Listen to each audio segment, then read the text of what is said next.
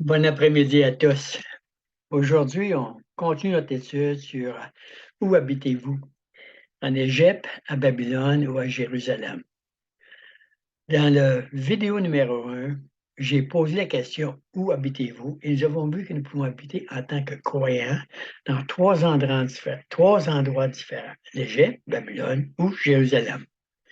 Nous avons également vu que lorsque nous choisissons de vivre en Égypte pour satisfaire les besoins de la chair, au lieu de vivre à Jérusalem, la cité spirituelle de Dieu, où Dieu rencontre nos besoins, on verra ça tantôt, nous devenons esclaves de Pharaon, c'est-à-dire Satan, en Égypte.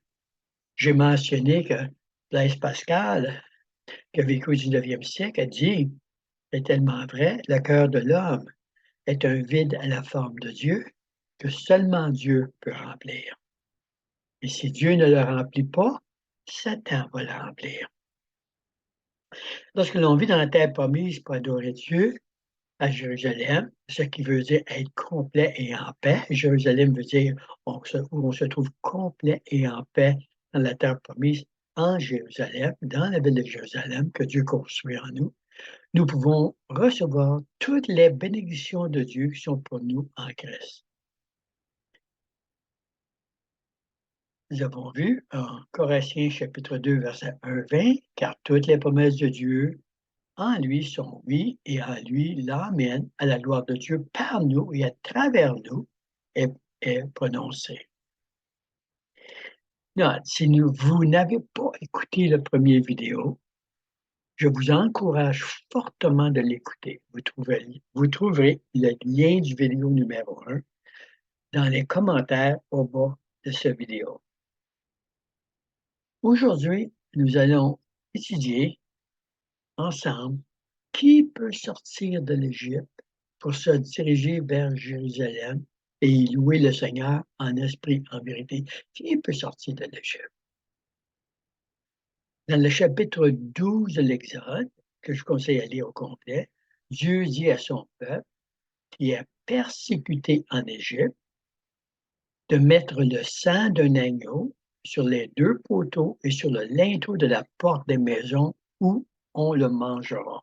Il devait consommer l'agneau, comme nous devons consommer l'agneau. Ouais. Au verset 13, on lit, le sang vous servira de signe sur les maisons, et vous serez, je verrai le sang, où vous serez, la maison où vous serez, et je verrai le sang, et je passerai par-dessus vous. Et il n'y aura point de plaie qui vous détruise quand je frapperai le pays d'Égypte. Petite note ici. Dieu va frapper bientôt la terre. Et ceux qui ne sont pas en Christ vont avoir une peur terrible. Mais ceux qui sont en Christ vont être protégés. Ils vont être saisis en Christ, comme j'appelle. OK. Nous continuons. Nous voyons que ceux qui peuvent sortir de l'Égypte sont ceux qui ont mis le sang de l'agneau sur les deux poteaux et sur le linteau de la porte de leur maison. Donc, il faut absolument mettre le sang de l'agneau sur la porte de notre cœur. Et ma question pour vous aujourd'hui, avez-vous appliqué le sang de Christ sur la porte de votre cœur? Premièrement, c'est la première chose à faire. Hein? De mettre Christ dans votre vie. Car seulement ceux qui appliquent le sang de Christ sur leur cœur peuvent sortir de l'Égypte par la mer Rouge et traverser le désert pour servir Dieu à Jérusalem dans la terre promise. Si plusieurs chrétiens, malheureusement, malheureusement, ont appliqué le sang de Christ sur leur cœur. Ils ont reçu le Seigneur, mais ils ne sont jamais traversé la mer Rouge et le désert pour se rendre dans la terre promise et y construire la nouvelle Jérusalem où ils peuvent adorer Dieu de tout leur cœur, de toute leur pensée, de toute leur force. Et je répète, comme j'ai déjà dit, comme les paroles de Blaise Pascal, si vous mettez pas ah, si vous mettez pas Dieu dans votre vie, si Dieu ne remplit pas vos cœurs, Satan va le remplir. Vous allez rester esclave en Égypte. Aujourd'hui, je vais prendre le temps de partager un peu de mon témoignage pour expliquer ce qui se passe lorsqu'on reste en Égypte plutôt que se diriger vers la terre promise et construire Jérusalem. Premièrement, j'ai toujours cru en Dieu. C'est une chose que toute ma vie, j'ai cru en Dieu. Évidemment, j'expliquais de différentes façons, je n'avais pas la compréhension, mais j'ai toujours cru en Dieu. Servi la messe comme jeune homme, même, etc. Évidemment, été élevé catholique au départ. Mais ma première vraie interaction avec Dieu s'est manifestée de façon extraordinaire, je peux dire, lorsque j'avais 14 ans. Oui, j'ai été un enfant, nourricier, je me et à 14 ans, j'étais, dans un état, lamentable, dépressif. J'étais dans un autobus me dirigeant vers l'école, l'autobus de la ville et je regardais vers le ciel, la fenêtre à l'extérieur. Je pensais à Dieu et tout d'un coup, il y a une paix qui m'a saisi incroyable, une paix incroyable, une joie incroyable et je savais que c'était la présence de Dieu. Ça a duré assez longtemps pour que je manque mon arrêt d'autobus. Il n'y a aucun problème, j'ai débarqué de l'arrêt ensuite, mais heu, c'était ma première expérience, vraie expérience de la présence de Dieu dans ma vie, à 14 ans. Mais c'est seulement à l'âge de 27 ans que j'ai demandé au Seigneur de me pardonner de mes péchés et de venir dans ma vie et évidemment, il l'a fait. Autrement dit, j'ai mis le sang de l'agneau sur la porte de mon cœur.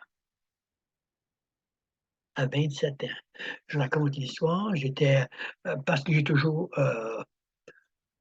cru en Dieu, je me suis promené pour rechercher la vérité sur Dieu, une sorte de de religion, je peux dire, ou d'idées, plus farfelues une que l'autre. Mais à 27 ans, je me suis trouvé à Vancouver, j'avais loué une chambre d'hôtel, dans la ville de Vancouver, en Colombie-Britannique et je marchais sur la rue ce jour-là lorsque j'ai vu un jeune homme faire un acte. Vous pouvez le lire dans mon témoignage. Si vous avez le lien au bas du vidéo que vous pouvez retrouver pour mon témoignage. Mais à l'âge de 27 ans, donc j'ai vu un jeune homme faire un acte qui était extraordinaire. Et ce qui m'est venu dans le cœur, c'est que j'avais vu le caractère de Dieu dans ce jeune homme. Il venait de sortir d'un café chrétien. Et je me suis retourné et j'ai dit dans mon cœur: «Je veux te connaître comme cet homme, jeune homme te connaisse, ou semble te connaître du moins». Et je me suis rendu, à ma chambre et en ouvrant la porte de ma chambre, la télévision jouait et j'ai eu l'impression d'ouvrir la télévision. Et en ouvrant la télévision, il y avait un évangéliste là, qui, parlait d'accepter Christ dans nos cœurs. Et il m'a conduit dans une prière d'acceptation. Évidemment, j'ai accepté Christ. J'ai demandé au Seigneur de venir dans ma vie, mais je ne l'ai pas fait Seigneur. J'ai simplement demandé de me pardonner mes péchés et de venir dans ma vie. Ce qui s'est produit parce que je ne l'ai pas fait Seigneur, c'est à ce moment-là Satan a commencé à m'offrir toutes sortes de compromis pour me garder en Égypte. Même la possibilité de devenir millionnaire. Mais ce qui s'est produit, son intérêt, c'est de m'amener à la mort. Il m'a conduit à l'âge de 37 ans à l'esclavage de ma chair. 37 ans! Et donc la dépression où je voulais me suicider, ce que Satan voulait que je fasse. Pendant des mois de temps, j'avais l'impression j'avais l'idée de me suicider. D'ailleurs, j'avais un revolver dans la maison pour le faire, que je pouvais prendre pour le faire. Et à toutes les fois qu'il me venait l'idée de me suicider, heu, j'avais une impression qui venait au cœur. Impression stupides que j'ai faites. J'en ai eu dans ma vie toutes sortes d'impressions stupides. Généralement, c'est l'impression du Seigneur, mais en tout cas. Part de Montréal, puis va en Gaspésie, à Gaspé. Puis là, je me disais toujours, mais c'est bien stupide de penser comme ça. Je connais pas personne à Gaspé, j'ai pas d'argent pour aller à Gaspé. Un paquet d'excuses. Ça a duré de plusieurs mois. Puis un jour encore, je contemplais le suicide, puis la personne qui était avec moi, qui vivait avec moi, au moment où je contemplais le suicide, j'ai dit: «Seigneur Dieu, si c'est toi, donne-moi un mot, montre-moi là si c'est toi. Confirme-le que c'est toi. Dis-moi là.» J'ai pas fini de penser ça que la personne avec qui je restais est restée dans le salon où j'étais assis et elle m'a regardé, elle a dit: «Tu es pas supposé partir pour la Gaspésie, toi?» Imaginez-vous. Maintenant, il est évident que j'en avais déjà parlé, mais qu'au même moment, je pensais ça, qu'elle vient dans le salon et me dise ces mots, je savais, j'étais frappé dans le cœur que c'est le Seigneur qui confirmait que je devais partir pour la Gaspésie. Et je suis parti de la Gaspésie. J'arrête le commentaire là parce qu'il y a tellement de choses qui ne s'est pas dites par la suite. Mais en Gaspésie, j'ai rencontré une personne, après toutes sortes de circonstances que le Seigneur mettait en place, que vous retrouvez dans mon témoignage si vous voulez l'avoir. Je me suis rendu à Shediac au Nouveau-Brunswick. Et le dimanche matin, heu, on était à l'église et le pasteur a demandé ceux qui voulaient recevoir donner leur vie et recevoir l'Esprit de Dieu dans leur vie de venir vers l'avant.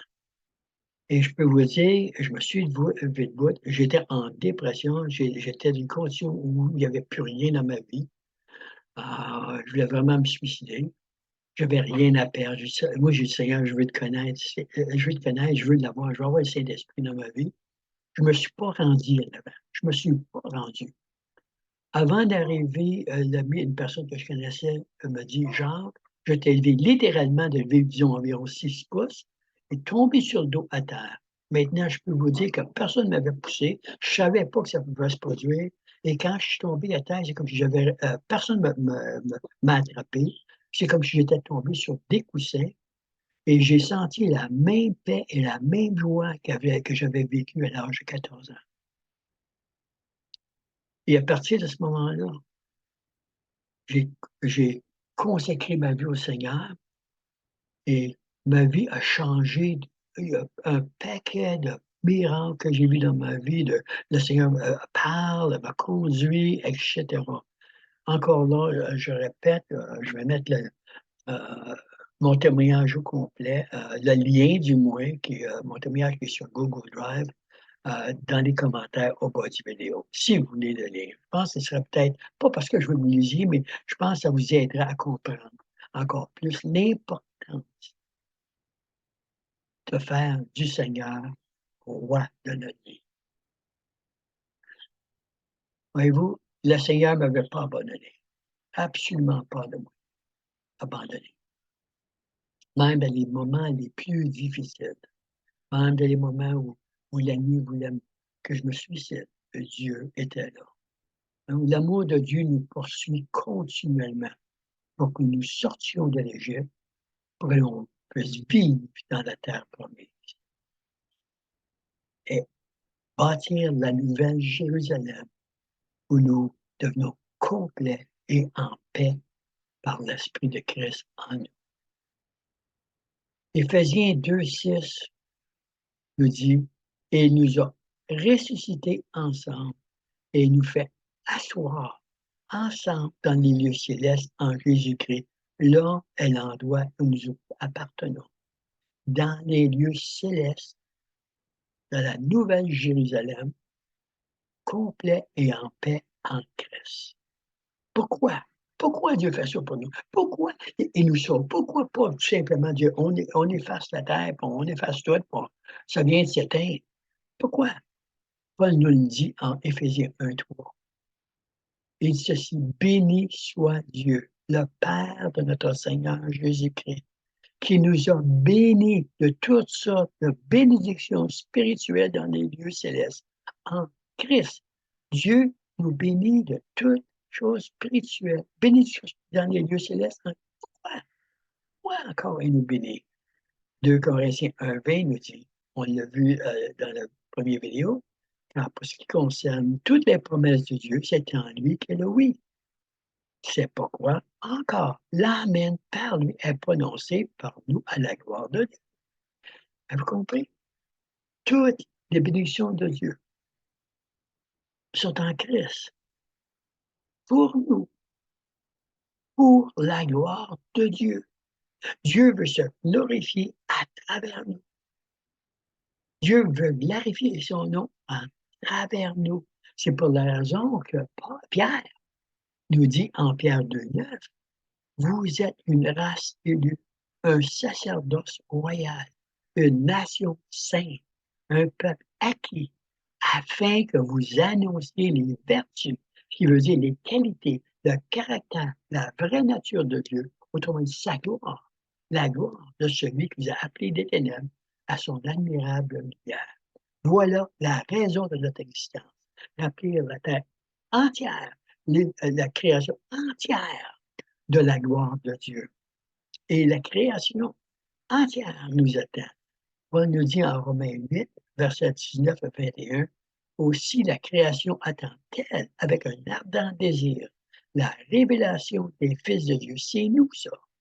Car la création a été soumise à la vanité, non de son gré, mais à cause de celui qui l'y a soumise, avec l'espérance qu'elle aussi sera franchie de la servitude de la corruption pour avoir part à la liberté, écoutez-moi bien, pour avoir part à la liberté de la gloire des enfants de Dieu. Voyez-vous, c'est là notre avenir, c'est là le pourquoi que nous sommes sauvés. Voilà, Dieu veut remplir l'univers de sa gloire, de sa valeur. Voyez-vous? Et il le fait en devenant un avec nous. Je n'irai pas immédiatement avec ça, mais on devient un avec lui en Christ. Et j'espère que vous avez la révélation. C'est après ça, si vous ne voulez pas sortir d'Égypte, il y a un problème. Mais si nous sommes pour accomplir notre destinée, nous devons absolument suivre Jésus à travers la mer Rouge et le désert pour le louer à Jérusalem dans la terre promise. Écoutez l'invitation de Jésus en Matthieu 25, 34. Hein? Il nous dit, venez, bénis de mon Père, héritier du royaume, préparé pour vous depuis la fondation du monde. Venez, Jésus nous dit. Il nous appelle à le suivre à la terre promise, où nous pouvons adorer le Seigneur en esprit et en vérité à Jérusalem. Nous verrons cela, ce que cela veut dire d'adorer Dieu en esprit et en vérité dans la prochaine vidéo. Père, je te remercie. Oh, quel avenir nous avons en toi. Quel avenir que tu nous appelles. Tu nous appelles à révéler ta gloire à travers toute la création, en commençant ici sur la terre. La terre entière, nous attend. Qu'on amène ta gloire dans tous les lieux d'influence de ce monde. Dans tous les lieux, tous les commerces, les gouvernements, partout. Simplement amener l'influence de ton esprit, Seigneur. Ton esprit d'humilité et d'amour partout. Seigneur, remplis-nous de ton esprit, de ta puissance, de vivre et de te glorifier partout où nous allons. On te consacre nos vies, Seigneur. Et on dit, on veut te suivre, comme le peuple à Jérusalem a suivi Moïse à travers la mer Rouge. Tu es comme Moïse, notre berger, comme Moïse l'a été pour le peuple juif en Égypte.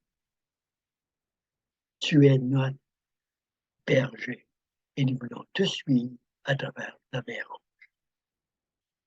Père, je sais par contre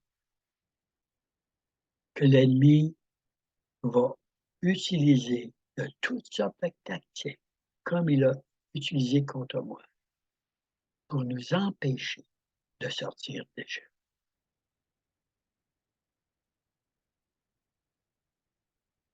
Révèle-les à nous et aide-nous à les combattre en gardant nos yeux sur toi. Pour ta plus grande gloire, et dans le nom de Jésus. Amen. Amen. On se quitte là-dessus et on commence dans le prochain vidéo à regarder les 4 tactiques de Satan pour nous garder en échec. Je vous souhaite une bonne journée et encore une fois, je vous rappelle, dans le bas de la vidéo, il y a un lien pour la première vidéo sur YouTube et mon témoignage sur Google Drive. Passez une belle journée et jusqu'à la prochaine fois.